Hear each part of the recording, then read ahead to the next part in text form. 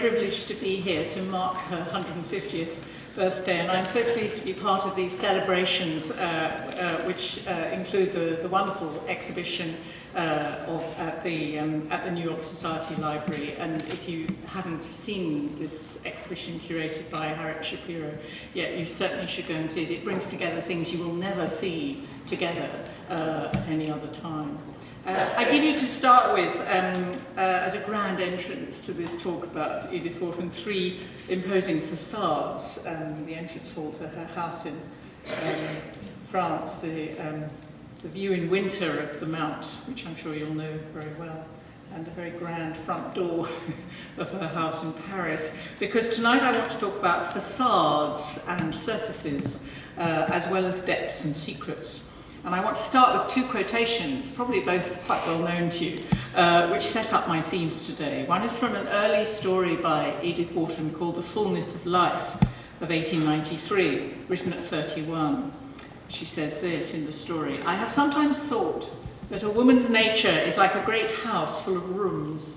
There is the hall through which everyone passes in going in and out, the drawing room where one receives formal visits, the sitting room where the members of the family come and go as they list.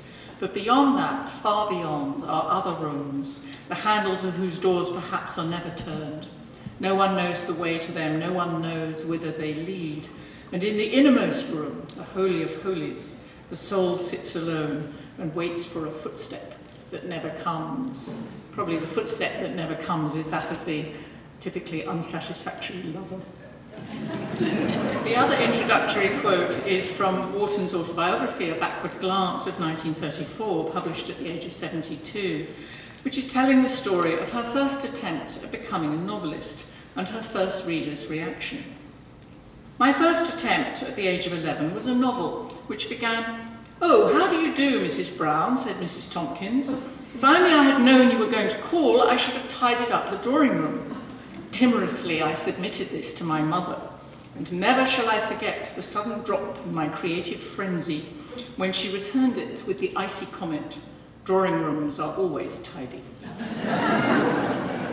This is a writer whose personal and literary story is all about interiors, architecture, furnishings, decorations, and it's also about enclosure, resistance, and prohibitions. Her own self-made life was very occupied with housemaking, house and garden design, style, and aesthetic choices. The success of her writing freed her to create the kind of environment and style she wanted for herself. Even so, her drawing rooms stayed tidy, and the hidden rooms of the house were only rarely opened up. And in her books, where she does not give her characters the freedom she has herself, the life stories she imagines are confined, restricted, thwarted. She's consumed with the subject of what holds people back, what surrounds them, what reduces their freedom. She's drawn to themes of secrets and surveillance. There are a great many undisclosed areas and secret places in Wharton's own life, as I found when I wrote her biography. I encountered many strategies for concealment on her part and on that of her friends. There are large deliberate gaps in her family correspondence. There's very little written evidence about her long and unsatisfactory marriage. Many of the letters which contain the secrets of some of her closest relationships were destroyed. Her dear friend Henry James famously burnt many of his personal letters on a bonfire in his garden in Rye, which included most of Edith Wharton's to him, though many of his to her survive. This can be painfully tantalizing, as when his letters to her begin, "Very beautiful and wonderful, very splendid and interesting, your letter." Or, "The facts you communicate are surpassed in interest only by their dreadfulness." There are hardly any surviving letters from or to her life's closest companion, the lawyer, man about town, and influential American in France, Walter Berry. That's because she went into his Paris apartment immediately after he died, the day after he died in 1927, found whatever she found there that belonged to her and destroyed them. I did find 2 letters in another archive. During her secret affair with Morton Fullerton in her mid-40s, she kept 2 diaries in code, one more in code than the other one. She wrote 2 autobiographies, one for public consumption and one only published posthumously as Life and I. The published version, A Backward Glance, is tremendously well-mannered and evasive, like a hostess ushering you only as far as the front room. She may be on show, but she doesn't want to give herself away. Secrets and strategies are everywhere in her books. I love the woman in the story The Muse's Tragedy of 1890, Mrs. Annerton, a close friend and muse of a great poet, who, wanting it to be thought after his death that she and the poet might have had a romance, inserted asterisks into the letters from him, which she has copied out for his editor, to make it appear that something had been left out. The asterisks were a sham. There was nothing to leave out. It's perfectly fitting that Wharton would dream up a secret code that conceals nothing except absence, frustration, and loss. Secrets and surveillance in Old New York are some of the great themes of her work. Consider the many beautiful pictures and photographs of young Edith Jones. She looks to me, though perhaps I'm overinterpreting, very much like a person who has been told to get dressed up for inspection and be on parade, but who is uncomfortable in the public eye. She often seems to be hiding behind her pets, or she's looking anxiously askance at the camera, very much not wanting to be on show. The New York that young woman inhabited, the New York which watched her as she grew up, which she left behind her but never ceased writing about, figures in her work as a place of over-furnished, over-constricting interiors, and at the same time of lack of privacy. She liked to show how genteel old New York families protecting themselves from interference and change while monitoring, indeed snooping, on all around them. There's a family in the story New Year's Day, set in the 1870s, one of the old New York stories, who keep up the Dutch custom of exchanging visits and gifts on that day, and who cluster at their window on West 23rd Street, which of course is where she grew up. All afternoon, a little tribe of voyeurs staring out of their window to see who's coming and going in the street outside, and they are rewarded by the sight of a woman they know coming out of the Fifth Avenue Hotel from an illicit rendezvous, desperately trying to conceal herself behind her hat veil. May Archer's 1870s drawing room in The Age of Innocence, 1920, densely cluttered and cut off from the light, sums up a whole way of life and attitude of mind. Mrs. Newland Archer's drawing room was generally thought a great success.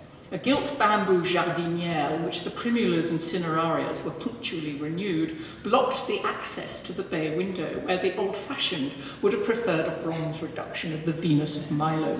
The sofas and armchairs of pale brocade were cleverly grouped about little plush tables densely covered with silver toys, porcelain animals, and efflorescent photograph frames. And tall, rosy-shaded lamps shot up like tropical flowers among the palms. Inside this claustrophobic drawing room, the stifling of desire and the sacrifice of feeling on the altar of respectability is savagely being enacted.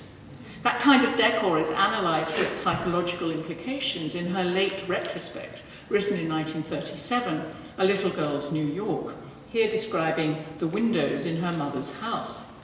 Its tall windows were hung with 3 layers of curtains, sash curtains, through which no eye from the street could possibly penetrate, and next to these draperies of lace or embroidered tulle, richly beruffled and looped back under the velvet or damask hangings which were drawn in the evening.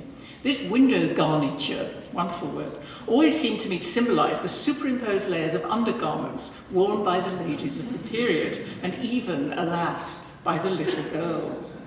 Veils, curtains, layers of underwear were meant to keep the family inoculated against dangerous infections and to protect and infantilize the young girl. Open discussion of sexual matters was taboo in her girlhood years.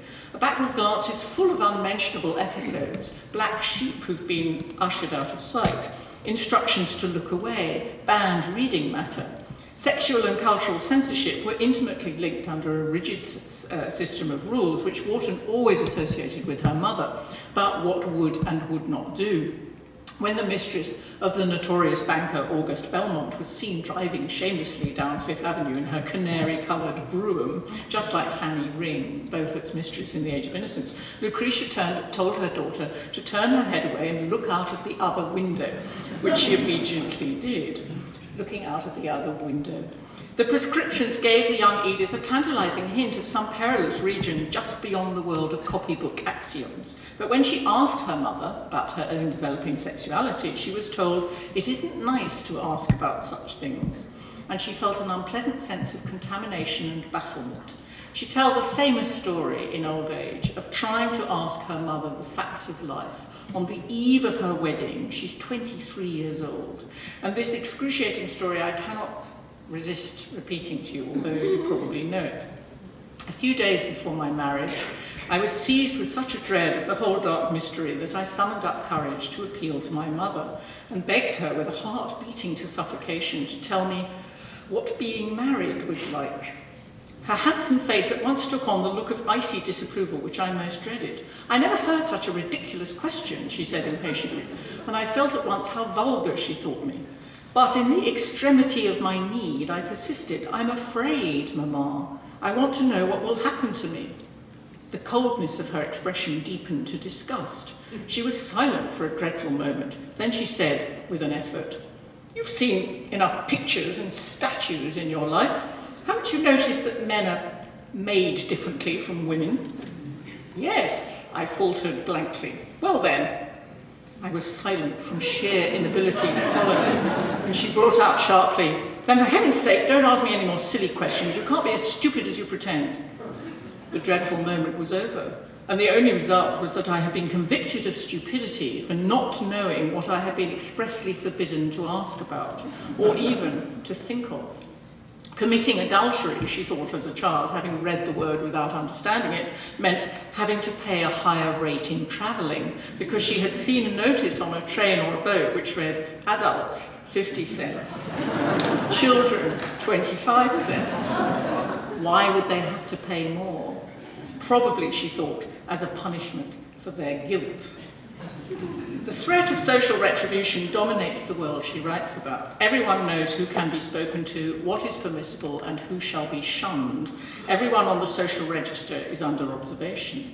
In The Age of Innocence, written in the 1920s of the 1870s, she describes a city in which, as in a small village, it was possible for everyone's movements to be identified at any moment of the day or night. The novel describes a society of spies and observers, within which there are forlorn and thwarted attempts at secrecy and concealment. It's a drama with spectators in a society dedicated to inaction, which starts in an opera house with an audience watching itself more than they are watching the stage. And it ends by lingering on the figure of a lonely watcher who is unable to act. In the small theatre of activities that is 1870s New York, privacy is a figment.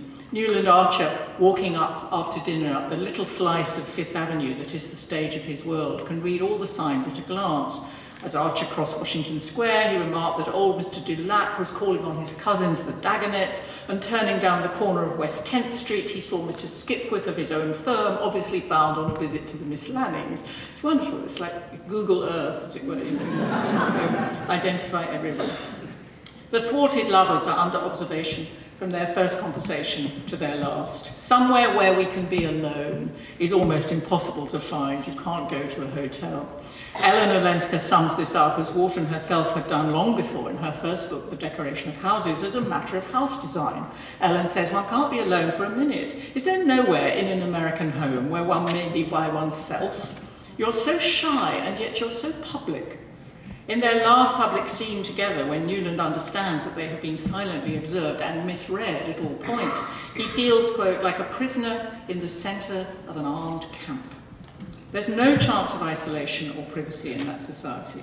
And even as the population swells, fashions change, New York is torn down and built up, the Academy of Music gives way to the Metropolitan, grand houses march higher and higher up Fifth Avenue, and the incoming, infiltrating buccaneers, like Undine Spragg, start tugging and pulling at the entrenched social customs, there is still a strong residue, right through to the turn of the century, of that culture of surveillance. From the minute she walks onto the first page of The House of Mirth, published in and set a few years before 1905, so a modern novel, there is nowhere Lily Bart can go, that is while she's still part of her social world, where she won't be spotted and her movements noted. Where could you go in the nosy village of New York to be private? Where could you have a secret assignation? One of the few good places then, as in years to come, was Central Park, where it might be possible to loiter for an assignation. Kate Clephane does it in The Mother's Recompense. Undine Spragg, in The Custom of the Country of 1913, slips out from her gigantic West Side hotel, the Stentorian, on a cold day in March, wearing her plainest dress with a closely patterned veil wound over her, quote, least vivid hat, to wait under the leafless trellising of a wisteria arbor on the west side of the park for her ex-husband Elmer Moffat, who has inconveniently appeared in New York just as she's about to make a good marriage. They take a clandestine walk in the Ramble, then, as later, a good place for covert encounters. The most touching and famous setting for a secret assignation in Wharton's old New York is Newland Archer's last farewell meeting with Ellen Olenska in the Metropolitan Museum of Art. This was actually a fictional license on Wharton's part because The Age of Innocence is set in the early 1870s and the new Metropolitan Museum didn't move to the park until 1880. But what she wanted was to invoke a sense of sadness and long past time. She has her thwarted lovers, you will remember the scene, finding a secluded place to meet in the queer wilderness of the newly built unfinished museum in the park. They choose the unvisited and melancholy rooms of the Cesnola collection, a hoard of classical antiquities from Cyprus.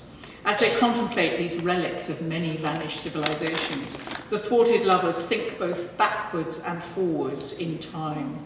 Newland imagines wistfully that someday this will be a great museum. Ellen sadly contemplates the small broken objects from the past. It seems cruel, she said, that after a while nothing matters, any more than these little things that used to be necessary and important to forgotten people and now have to be guessed at under a magnifying glass and labelled use unknown. I always think use unknown could be the key phrase for Newland Archer and his world. Long, long after returning to the Metropolitan at its height of fashionable popularity, Newland will remember this scene in the old Cesnola rooms and see in his mind's eye a slight figure moving away from him down the meagerly fitted vista of the old museum. And long after that, Wharton reinvents and remembers the forgotten people of her childhood in the New York of 50 years before, where there was no place and no space for those lovers to live their lives together. Ellen dismisses Newland's romantic illusion of a world elsewhere for them, a far country where the words mistress or divorce or adultery would count for nothing. Oh, my dear, she says to him, where is that country? Have you ever been there? I know so many who've tried to find it, and believe me, they all got out by mistake at wayside stations, at places like Boulogne or Pisa or Monte Carlo. And it wasn't at all different from the old world they'd left, but only rather smaller and dingier and more promiscuous. The free zone, the world elsewhere, the world that Wharton herself escapes to, is Paris. It's actually the last word these lovers say to each other in the book, and it's the place she always sets up, in contrast to New York. But when the time comes, many years later, Newland Archer doesn't re-find Ellen Olenska in Paris. He can't free himself from the timid and renunciatory habits of a lifetime. I've been talking about facades and constriction and secrets and obstruction and surveillance. Why aren't I talking about freedom and power, two things I also associate with Edith Wharton? While I was writing her biography in the first decade of this century, I was often asked whether I thought of her as a feminist. Her own life as a woman could be seen, for all her wealth and privilege, luxurious international travels, distinguished friendships, and beautiful places that she created to live in, as a struggle. Now, I'm not going to insult this audience by reciting the facts of her life, her New York childhood, her late start as a writer, her building of the Mount, her remarkable success with the House of Mirth in 1905 and thereafter, her friendship with great people like Henry James, her move to live in France, and the life she made for herself there in War and Peace. You will all, I'm sure, know the story of how she battled to become a hugely successful professional writer against an uncongenial social upbringing, was the child of a divided family, was often ill, was unhappily married and painfully divorced, was childless, felt profoundly alienated from her own country. She was deeply in love for a time with one man who treated her passion casually, and she was devoted to another who thought of her as a lifelong companion, not as a lover. She was, I think, essentially solitary and lonely, in France as in America, in spite of her generously cultivated close friendships. She wrote all her life with bitter passion and harsh realism about the constrictions and taboos of women's and men's lives in the society she knew about. But I think you would be rash to label her as, quote, a role model for latter-day feminists, as the novelist Anita Bruckner did, celebrating in England her 150th birthday on January the 24th. Wharton belongs to that type, and you all know them, that type of high-achieving, independent women, and in this case women writers, who makes a point of not belonging to a network and of carving her own path. She often sounds like a misogynist, resisting special claims for women and unsympathetic to other women's needs. These attitudes surface in unguarded letters or through the voice of her characters. Like her friend Henry James, she disliked suffragettes, what James called the window-smashing women. She voices this, for instance, through Anna Leith in The Reef of 1912, who is resistant to the idea of free love or feminism, the stuff that awful women rave about on platforms. She associated Bloomsbury and Virginia Woolf in particular with a number of things she disliked very much: lesbianism, feminism, bad manners, socialism, Bolshevism, obscenity, exhibitionism, and experimental art. It's quite strange coming from working on Woolf to working on Wharton to find these prejudices. In 1928, Bernard Berenson's wife, Mary, encouraged Wharton to read her daughter Ray Strachey's feminist polemic, The Cause. Wharton's reply was, "To read a book called The Cause, and that cause, will require all my affection for you." She did glance at it, and she said this: "I, who think that women were made for pleasure and procreation, note with satisfaction that the leaders of the movement, judging from their photos, all look unfitted for the first, and many for both functions." Her horror of lesbianism kept her away in Paris from the salons of Natalie Barney and Gertrude Stein. The ménage of the house designer Elsie de Wolfe and Bessie Marbury revolted her. "Those two women are really not fit to traffic with, and I always feel degraded when I go against my prejudices and treat them as if they were." She could be unpleasantly dismissive of other women's attempts at independence, as here in a letter of 1923, written to her wonderful sister-in-law, Minnie Jones. "I'm not much interested in travelling scholarships for women, or in fact in scholarships tout court. They'd much better stay at home and mind the baby." It's ironic that many of these belligerent statements occur in letters to trusted and intimate women friends, whom Wharton conspicuously left out of her own record of her own life story. And she did, as a result of this, develop something of a reputation for disliking other women, especially younger women writers. I think this is unfair, and anybody who reads her story with any degree of attention will come to think of it as unfair. There are many examples, quite quiet, low-key examples in her life story of kindness and benevolence to other women.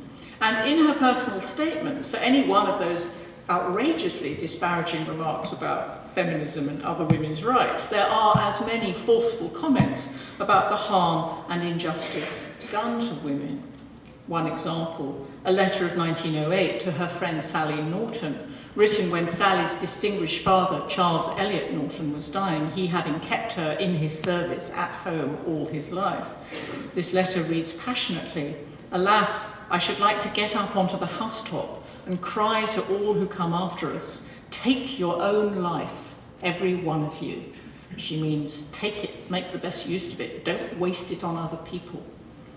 In her work, Wharton is one of the most powerful writers in the world on women's lives. She is never explicitly autobiographical in her fiction, but her personal story, her upbringing, her social training, her marriage, her struggle out of that, is reflected in the isolation and frustration of many of her female characters, and particularly interestingly in their relationship to other women as rivals or enemies. One of the most fascinating tensions in her work is between her bitter sense of what the system she was brought up in had done to American women and an often punitive, harsh treatment of her own heroines. If you think of The Old Maid in the collection of stories, Old New York, or if you think of The Age of Innocence or The House of Mirth or The Reef, you see women as a victim of double standards, immured inside the rules of the marriage market, rigid proprieties, sexual hypocrisy.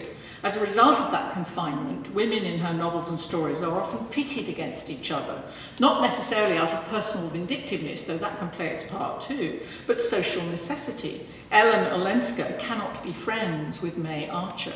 Zenobia Frome and Mattie are bound to live in opposition in Ethan Frome. Anna Leith and Sophie Viner in The Reef must be bitter rivals, not companions. The two old friends in that great late story Roman Fever are, in truth, implacable rivals and enemies. Undine Spragg is in competition with all the other women in the world. Wharton can be cruel to and critical of her own characters, women as well as men, and this makes some readers queasy. I like her harshness, but not all readers do. She knew well, as William Dean Howells told her, that what the American reading public wanted was a tragedy with a happy ending. She does not appeal very much, it seems to me, to the young reader who may be force-fed Ethan Frome at school, but doesn't much take to the custom of the country or the reef.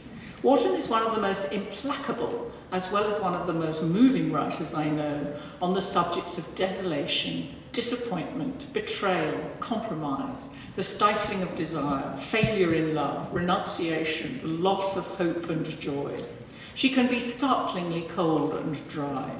Her stylishness often takes the form of crispness, elision, and aphoristic starkness. She once commented of a work in progress, "I am engaged in the wholesale slaughter of adjectives."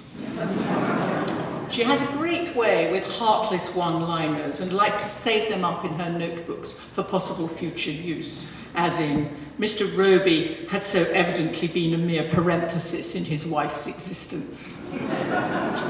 They would have been happily divorced years ago if it hadn't been for the poodle. Mrs. Plinth's opinions were as hard to move as her drawing room furniture. For always getting what she wants in the long run, commend me to a nasty woman. She is, it goes without saying, a very funny writer, a comedian of manners, I think, rather than a satirist. She is also a grim, harsh realist. One story of hers, The Day of the Funeral, that was turned down by a good many nervous, prudish magazine editors in the early 1930s, began like this. His wife had said, "If you don't give her up, I'll throw myself from the roof." He had not given her up, and his wife had thrown herself from the roof. Another, much earlier story, The Choice, is extraordinarily brutal in its exposure of unhappy marriage. Here is a woman talking to her lover. Day by day, she's talking about her husband. Day by day, hour by hour, I wish him dead. When he goes out, I pray for something to happen. When he comes back, I say to myself, are you here again? When I hear of people being killed in accidents, I think, why wasn't he there? Sorry, it's so funny. When I read the death notices in the paper, I say, so-and-so is just his age. When I see him taking such care of his health and his diet, as he does, you know, except when he gets reckless and begins to drink too much. When I see him exercising and resting and eating only certain things and weighing himself and feeling his muscles and boasting that he hasn't gained a pound, I think of the men who die from overwork or who throw their lives away for some great object, and I say to myself, what can kill a man who thinks only of himself? And night after night, I keep myself from going to sleep for fear I may dream that he's dead. No one has written more savagely and ruthlessly about the prison of marriage. Here again, in an early story called The Reckoning of 1902, her husband's personality seemed to be closing gradually in on her, obscuring the sky and cutting off the air, till she felt herself shut up among the decaying bodies of her starved hopes. A sense of having been decoyed by some world-old conspiracy into this bondage of body and soul filled her with despair. If marriage was the slow, lifelong acquittal of a debt contracted in ignorance, then marriage was a crime against human nature. A woman who tries to escape from such scenarios repeatedly becomes, in Wharton's fiction, the woman who pays. From Lily Bart right through to Halo Vance in The Gods Arrive, right through into the 1930s, it is usually the women in Wharton who have to conceal their feelings, suffer betrayal and social punishment, compromise their lives and lose what they love. Above all, she has a horror of atrophy. It's the title of one of her very best stories, of paralysis, of being stuck inside an unchanging society, doomed forever to repeat the failures and habits of the past. Wharton's stories of families and societies are always about resistance, the eruption of a disruptive newcomer, such as Undine Spragg, best example, into the established community, produces, as in an organism, an involuntary drawing back, an attempt to expel the foreign body. But the eruption is necessary for any new life. When Newland Archer and his mother visit those arbiters of society, the Van den Ludens, fictional Van Rensselaers, 1870s representatives of the best Dutch families, Archer sees Mrs. van der Luden as having, quote, been rather gruesomely preserved in the airless atmosphere of a perfectly irreproachable existence, as bodies caught in glaciers keep for years a rosy life in death. Atrophy gives her the horrors, and there were plenty of examples of it close to home. One of the Joneses family stories was an eccentric, wealthy cousin who had lived in the same huge house for 60 years and, quote, then in his last years sat on a marble shelf and thought he was Napoleon. It's very kooky. The grandest of Wharton's distant relatives was Caroline Schermerhorn, a first cousin of her father's, who became Mrs. William B. Astor, the Mrs. Astor, the Queen of New York society, maintaining its moral standards and respectability against the influx of new money, ably assisted by Ward McAllister. Mrs. Astor became senile in her last years before her death in 1908 and was reported to have gone on entertaining imaginary guests in her French Renaissance chateau on 5th Avenue and 65th Street, long after society had bypassed her doors. Wharton makes one of her greatest stories, After Holbein of 1928, out of that terrifying image of atrophy and decay. In that story, she imagines, what if that world of social niceties and snobbery and malice and formal habits, which she had so often written about, were to have lingered on long after its time? The idea of an atrophied remnant, a life withering away inside its fixed conventions, haunts her terribly.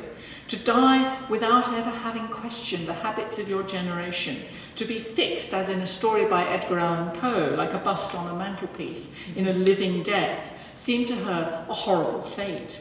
As in her own life she was adventurous and pioneering, so she admires in her fiction intrepid climbers and buccaneers, however vulgar or self-seeking they may be. I've been giving you an Edith Wharton cruelly aware of and cruelly analysing a world of secrets, surveillance, confinements, restriction. This is the Wharton who is above all an ironic realist and a stoic. At the unbearable end of her wartime novella Summer of 1917, Charity Royal has to put away desire and romance and accept reality. In short, she has to grow up. And Wharton is very much a writer for grown-ups. The loss of midsummer love in that beautiful and harrowing novella is felt as unbearable but inevitable. Growing up, for countries as well as for individuals, is, in Wharton's view, a process of tragic initiation. And it means moving from romance to, her phrase, ineluctable reality, adopting the stoicism that is the only virtue we have in the face of great catastrophe and making the best of it. But what makes her such a remarkable writer is that inside that hard grid, like the hard grid of this city, there is a powerful plangent tune of passion and longing and a moving eloquence about what a better, a more fulfilled life might be. deep at the centre of her work, confined inside the harsh reality of life as it is, of the world as it is. There are places where vulnerability, pain and desire flood through, in the tragedies of Lily Bart or Ethan Frome, of Newland Archer and Eleanor Lensko, of Charity Royal, of Anna Leaf. Take that scene in the House of Mirth, where Lily has her last meeting with the man who has not had the courage to commit himself to her. It's one of those moments in Wharton where her characters feel like ghosts in their highly decorated, well-furnished rooms, haunted by a sense of a lost, better self and the self that they are stuck with, the self they have to enact. She paused again, trying to transmit to her voice the steadiness of her recovered smile. There is someone I must say goodbye to. Oh, not you. We're sure to see each other again. But the Lily Bart you knew. I have kept her with me all this time, but now we are going to part, and I have brought her back to you. I'm going to leave her here. When I go out presently, she will not go with me. I shall like to think that she has stayed with you, and she'll be no trouble. She'll take up no room. She went towards him and put out her hand, still smiling. Will you let her stay with you? She asked. So, to set alongside that, the language that she can speak in her own life, I've been giving you her jokes and her irony and her sarcasm and her sharpness. Set alongside that wonderful scene in House of Mirth, one of her love letters to Morton Fullerton, love letters she would have hated us to read, in which she reproaches him for not finding the time to come and see her. It's a very short passage. What you wish, apparently, is to take of my life the inmost and uttermost that a woman like me, can give for an hour, now and then, when it suits you. And when the hour is over, to leave me out of your mind and out of your life, as a man leaves the companion who has accorded him a transient distraction. I think I am worth more than that, or worth, perhaps I had better say, something quite different. I do ask something more of the man who asks to be more than my friend, and so must any woman who is proud enough to be worth loving.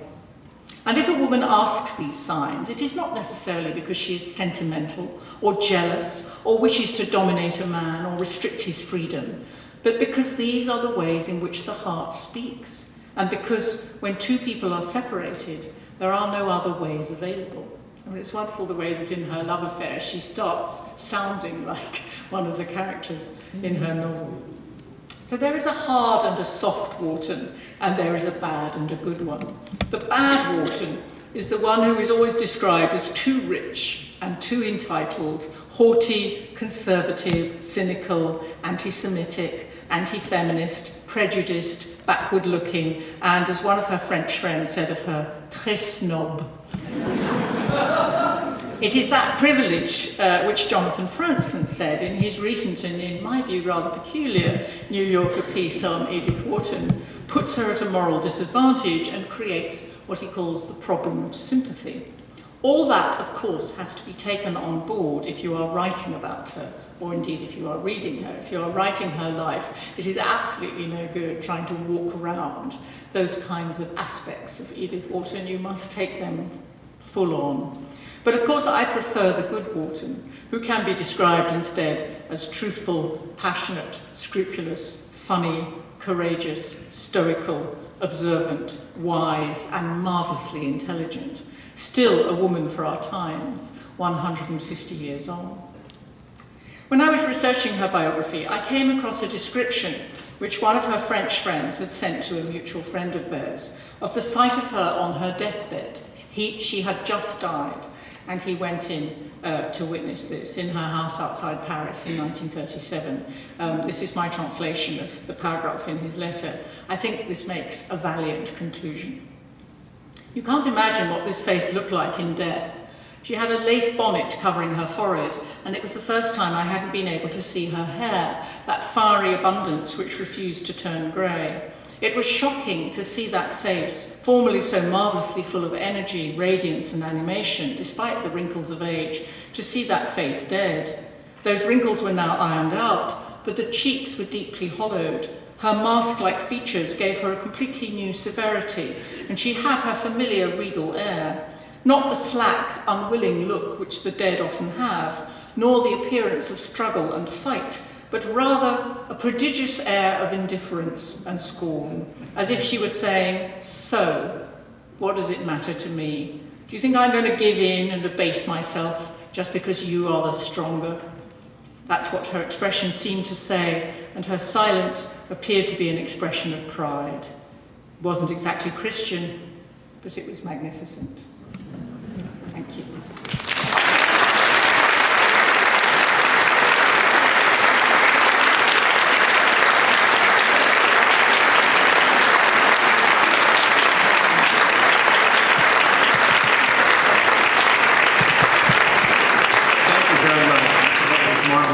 Dr. Lee has kindly agreed to answer questions for about 10 minutes or so, assuming there are some. Okay.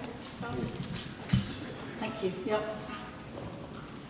If she had had a happier life, if she had married someone whom she was thinking, wouldn't he have been the recipient of extraordinary things? Yes, quite. If she had had a happier life, if she'd married someone better than Teddy, would we have had the novels? Would we have been the recipient of her extraordinary gifts, as you put it? She clearly was a natural writer, that's for sure. I mean, we all know those stories of her writing on the brown paper parcels that were, in which things were, some books too, things were delivered to the house. And immediately, little Edith would snatch these pieces of brown paper away and start writing stories. We all know, I'm sure, the story of her saying to her mother, I can't go and meet those children for tea, I've got to make up. And making up consisted of sitting on the floor with a book on her lap, often upside down, and saying a story over this book. She had to have the book, and it was often out of her father's library. Who knows, it may have been a book from the New York Society Library. And she would have to make this story up. So this is clearly, this is Dickens, this is Virginia Woolf, this is Lawrence, this is an innate writer. So I don't think there's any question she would have written. But then there are the conditions that supervene after that, where there is this terrible pause. She's writing away as a child. There's all this very high-spirited juvenilia, like this wonderful novel, Fast and Loose, where she gets rid of all her characters. Terrific. It's like Jane Austen. It's tremendously harsh and bouncy. And then she gets married and she stops and she's not well, and then it starts to come back. So when it starts to come back, that's when you start getting some of, the story like The Choice, the stories about the dreadfulness and the constriction of marriage, and then she begins to look around her and see the subject matter. So it's clear that the part of your question, the answer to part of your question is yes, I think the difficulties of her life, the hardships of her life, the challenges of her life made her the great writer that she was. But one has to also say, I think, that she would have been a writer. She would in any case have been a writer. Yeah, so. To what degree do you think her being born into and lived in affluence influenced what she wrote about and how she wrote it? In two ways. It's a very good question. Partly because she was born in affluence, she wasn't expected to do this. It wasn't part of what was expected of her class, of her time, of her, she was supposed to be, as those young photographs of her show, she was supposed to be a debutante and she was supposed to get married and have children. She wasn't supposed to be a famous novelist. So in one sense, she had to write against her affluence and all that went with it. But of course, it's rather like the other question, it also created fantastic subject matter. I always think that if you were a time traveller and you suddenly landed from Mars on Fifth Avenue in 1881 and you had a copy of The Age of Innocence, The Age of Innocence would be a bit early, but you had a copy of The House of Mirth in your pocket, you'd know just what to do. You know what to wear, you know which street to walk down, you know who to visit, you know how to bake, you know how to eat your canvasback duck, So in a sense, the affluence that was all around her was, of course, fabulously rich, in all senses of the word, subject matter. I think one should also say, and this is something that's less known about her, it's known about Ethan Frome, but not about other books. She was deeply interested in the social structure that made that wealth possible. She was deeply interested in the underbelly of that social structure, and I think people say she was très snob, but I think it's an injustice to Edith Wharton to say that she was only happily writing about very rich people and their peccadillos. If you read The Fruit of the Tree, a much less well-known novel, that's her George Eliot novel, which is set in sort of factories and industry of New England. If you read wonderful novella called Bunner Sisters, do you know Bunner Sisters? Which, if it had been published on its own, like Ethan Frome, would be as famous as, Willa Cather's My Mortal Enemy or Summer. And that's about sort of shabby, genteel, just hanging onto the edges of downtown New York. These two poor women living in a shop and being betrayed by this clockmaker. I mean, it's a wonderful story, sort of Zola-esque story. So, sorry, it's a rather long answer, but I just wanted to put that as a coda, that she is also very interested in people who are not very rich. Yes? How did you come to be interested in her and take her as a subject for your work? I have had a long-standing passion and interest in American literature ever since I was quite young, and I have read a lot of American literature, and I had written a book on Cather, who Wharton referred to as the lady with the fuzzy name. And I had been reading Wharton too young, actually, because as I said, I think, there are things when you read Wharton when you're a teenager, you just don't get it, you don't know what's going on. And I had just, as with everything I do, I can only write about people whose work I'm in love with. So it's hard for me to remember now. And I think you change, don't you? You change in your reading of people. I remember when I first read Proust in translation, I was only interested in the love interest and sort of thwarted love and jealousy. And then, 30 years later, I read Proust again, and all I was fascinated by was sort of social habits. And, so you sort of change. And I think I started by being in love with Age of Innocence and The House of Mirth, and then later on, my favourite novel is The Custom of the Country, and I think you have to be senior to really like The Custom of the Country. You talked about the underbelly of America, turn of the 20th century. Any thoughts on Dreiser and Sister Carrie, and the comparison of House of Mirth? Sure. Lily Bart, Carrie herself? No, I think that's right, and I'm very keen on Dreiser, and I think that whole movement that sometimes gets called naturalism, the movement in which Ibsen and Zola are playing a big part in the thinking of American writers, and in which it's not just Dreiser, it's also Upton Sinclair and Frank Norris and so on, and that whole world of people trying savagely to get away from sort of drawing room romance, and to give a tragedy a tragic ending and not a happy ending. I think she's sort of part of that, and she doesn't tend to get put. She's a much better writer than Dreiser, I think. I mean, as a stylist, she knocks Dreiser for 6, but and because she is so elite, she seems so elite and so stylish. She doesn't tend to get put with him, but I think it's a very interesting parallel, actually. I think if you read across like that, if you read, you'd think that Sister Carrie wouldn't be all that close to House of Mirth, but if you read them across and next to each other, it's very fascinating, those comparisons, I think. Yeah. Yes. Was she sad that she didn't have children? Did she try and have children, or did she not want? There's a letter, which other people will know too. There's a letter to friends of hers who are have just got married, and she says, put your love to each other, put your love into your children. This will be the happiest thing. I can't remember the lines, but it's tremendously wistful. And she was very fond of other people's children. She was a very nice person to have as a kind of affectionate godmother type person. I think she probably would have quite liked to have children. We always assume, don't we, that I seem to find myself writing about childless women, but Virginia Woolf, Elizabeth Bowen, Willa Cather, Edith Wharton, we always assume that they did their writing partly because they were childless. But it's a kind of insult in a way, isn't it? I mean, how are we to know that? There's always an assumption that Virginia Woolf would have been a hopeless mother and she'd have gone completely doolally if she'd had a baby, and, you know, and that's what all her relations said to her, and no, she can't possibly have a child, and so that's why she wrote her books. How do we know? You know, it might have been different. Yes? Having got to understand her so well, is there any part of her which still puzzles you, still has a mystery?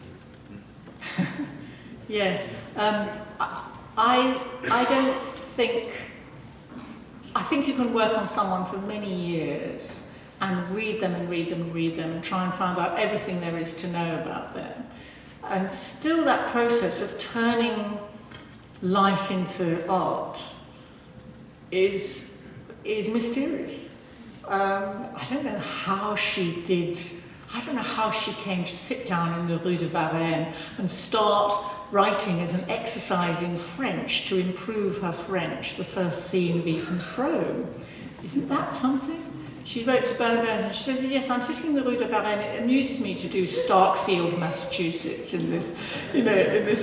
That's such an extraordinary thing. And I can talk about it, and I kind of understand it in the sense of her need for distance and how she needed to have that kind of distant objectivity. But it's an absolutely baffling miracle that she actually did it, you know. So I think it's not so much, yes, damn it, I never found out whether she went to bed with Walter Berry, you know.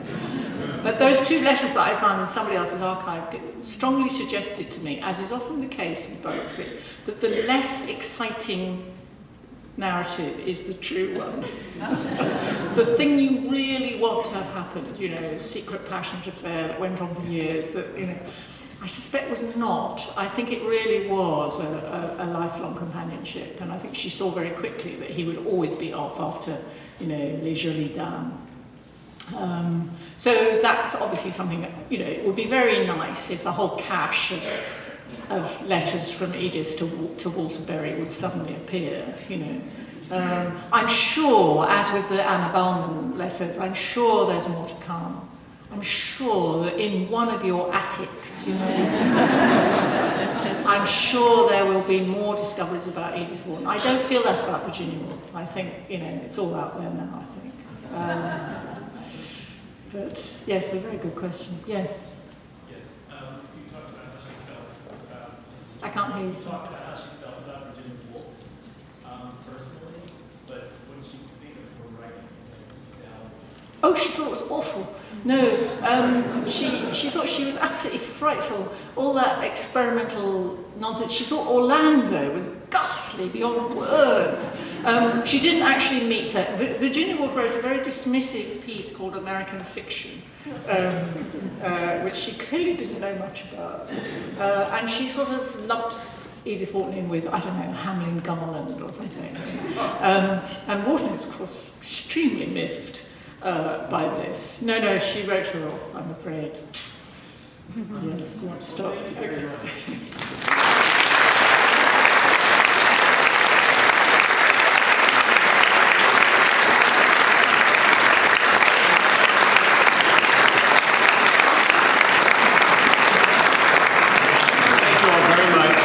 Dr. Lee will be able to sign books for any who want her biography of Edith Wharton. Thank you.